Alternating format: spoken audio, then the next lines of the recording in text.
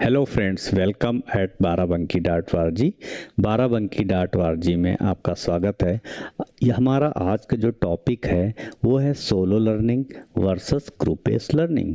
Solo learning और group based learning क्या है और इसमें क्या खास बात होती है। चलो हम बात करते हैं सबसे पहले सोलो लर्निंग, जिसे हम इंडिविजुअल लर्निंग के नाम से भी जानते हैं। तो इसमें जो फर्स्ट पॉइंट है, pace and style. Learner controls the speed and method of study.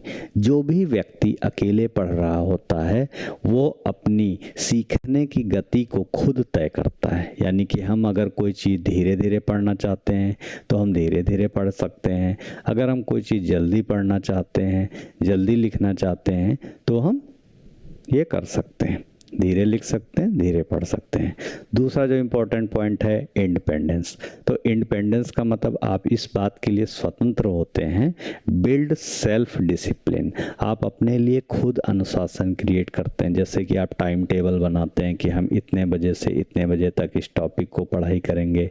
आप अपना फोकस क्रिएट करते हो कि आज हम इस टॉपिक में इतनी चीज़ें कंप्लीट कर लेंगे। प्रॉब्लम सॉल्विंग एबिलिटी को बढ़ाते हो। तो प्रॉब्लम कौन सी टाइप की आज आप सॉल्व करना सीख रहे हो, चाहे मैथमेटिक्स हो, चाहे कंप्यूटर प्रोग्रामिंग हो, चाहे डेटा साइंस हो, किसी भी चीज़ में आप अगर कोई प्रॉब्लम सॉल्विंग या क्रिटिकल थिंकिंग का काम करते हो तो आप अकेले इस तरह से फुल्ली डिसिप्लिन, फुल्ली फोकस्ड होके काम करते हो। थर्ड जो इम्पोर्टेंट पॉइंट है वो है कस्टमाइजेशन।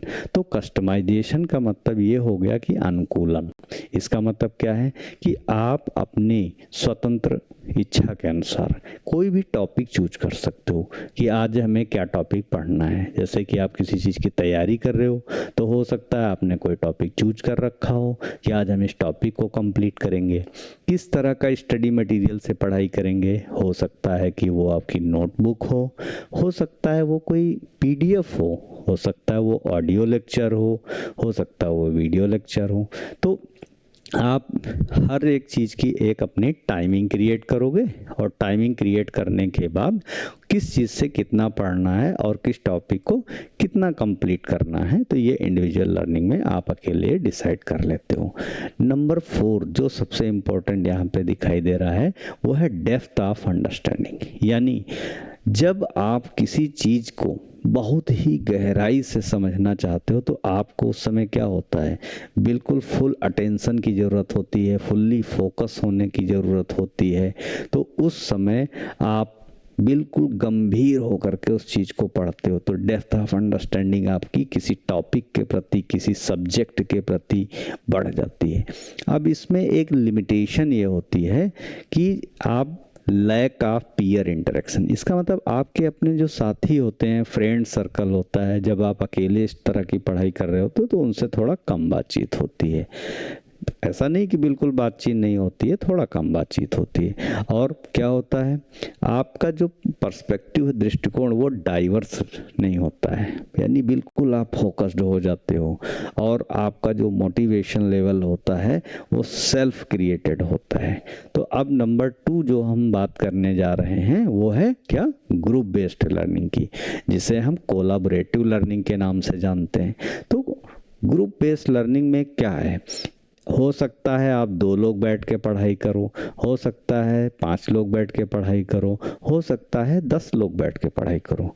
और इसका मैं एक उदाहरण भी दे दूं। मान लो कभी ऐसा हो सकता है कि आपने अपने 5 दोस्तों से ये डिसाइड कर लिया कि आज हम सभी इस टॉपिक को डिसाइड कर लेते हैं, कल इसकी पूरी पढ़ाई सभी लोग इस टॉपिक की करके आएंगे।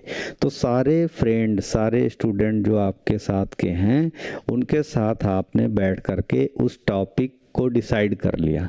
अब सब लोग अपने अपने घर गए और उस टॉपिक को बहुत ही अच्छे तरीके से इंडिविजुअल लर्निंग किया। उन्होंने अकेले बैठ के उसको गहराई से समझा, पढ़ा, फुल्ली फोकस होके पढ़ा।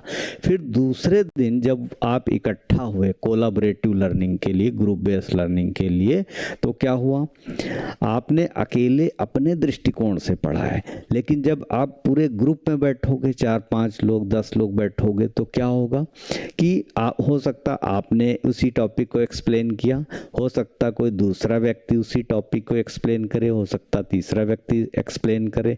तो जब सारे लोग अपने अपने तरीके से टॉपिक को एक्सप्लेन करेंगे तो उससे क्या होगा, आप कई लोगों के पर्सपेक्टिव को जान पाएंगे, उनके दृष्टिकोण को जान पाएंगे और आपकी जो सब्जेक्ट के प्रति समझ होगी, उस टॉपिक के प्रति जो समझ होगी वो और भी ज़्यादा गहरी हो जाएगी।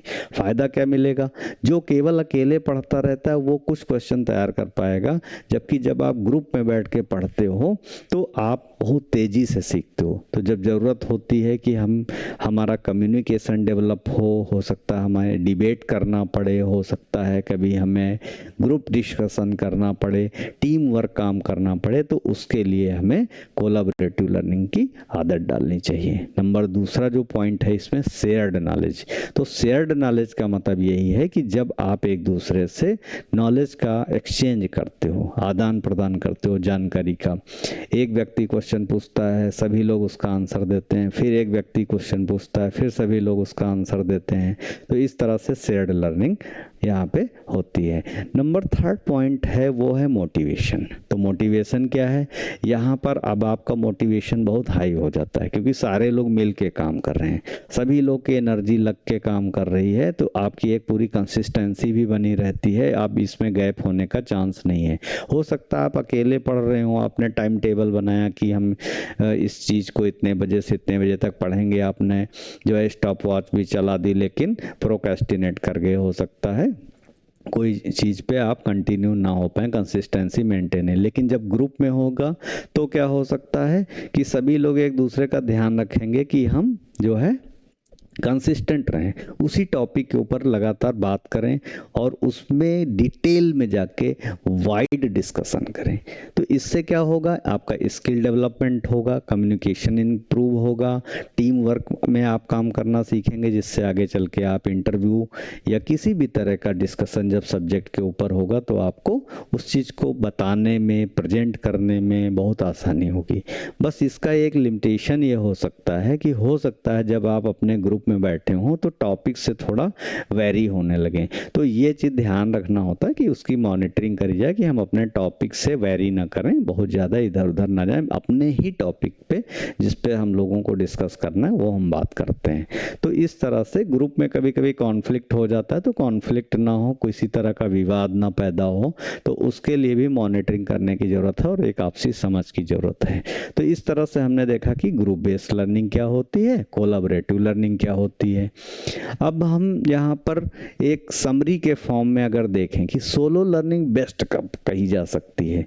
सोलो लर्निंग बेस्ट तब कही जा सकती है जब आपको बिल्कुल डीप फोकस की ज़रूरत हो, बिल्कुल इंटेंस फोकस की ज़रूरत हो, बिल्कुल आपको किसी टॉपिक की मास्टरी करनी हो, आप किसी एग्ज़ाम की हाई लेवल पे प्रिपरेशन कर रहे हैं, कोई पर्सनल प्रोजेक्ट क्रिएट कर रहे हैं, तो उस समय सोलो लर्निंग आपके लिए बहुत ही यूजफुल साबित होगा।